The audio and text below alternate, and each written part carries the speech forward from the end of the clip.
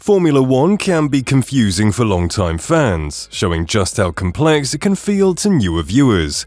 In this video, we'll explain some aspects of the sport that all F1 fans should know, starting with flags. Flags are a vital part of F1, as they're used to convey key pieces of session and safety information to all the drivers. They each have different colors and are communicated in two key ways. The colors are displayed on physical flags that are waved by marshals located around the track and are also shown on digital light panels to improve visibility. Let's have a look at 5 of the most common. The most common flags used across F1 sessions are the yellow and green flags, which have opposite meanings. The green flag is used to communicate that the track is all clear, allowing drivers to push as hard as they want, whereas the yellow flag is used when there is a danger or hazard in a part of the track. When the yellow flag is displayed, drivers must slow down to an appropriate speed, avoid taking over other drivers, and be alert and prepared to swerve the hazards.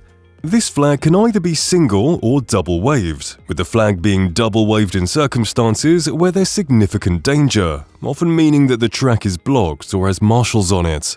During the fastest lap determined sessions, including the 3 practices and qualifying, drivers must abandon their laps if they encounter yellows, which can cause immense frustration if they're improving on their personal best. Another common flag which is used in every F1 session is the famous checkered flag. This is used to mark the end of a session, with the first driver to reach it in a race being crowned as the winner.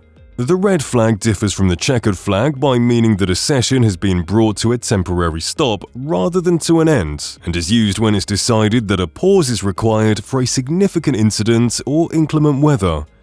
Another common flag is the blue flag, which is used to inform individual drivers that they need to allow faster cars to pass them.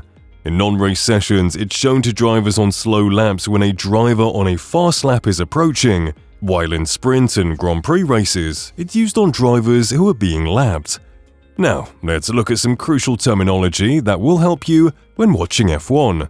We'll start with some locations, most importantly, the pits, which is located along the pit lane and is where the team garages are and where the pit stops take place.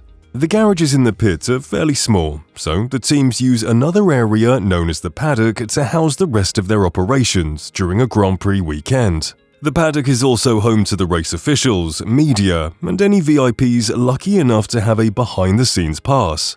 Each F1 venue also has an area known as Parc Fermé, meaning closed park in French, which is a secure car park that serves the purpose of preventing teams from working on their cars after qualifying.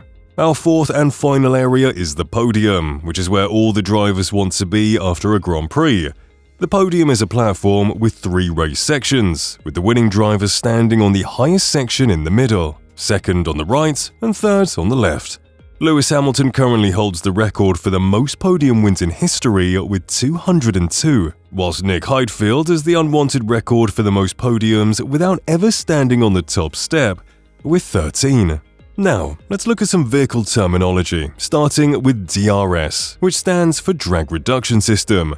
This is an adjustable flap of the rear wing on each car, which the drivers can open using a button on the steering wheel, leading to an increase in speed due to a reduction in drag.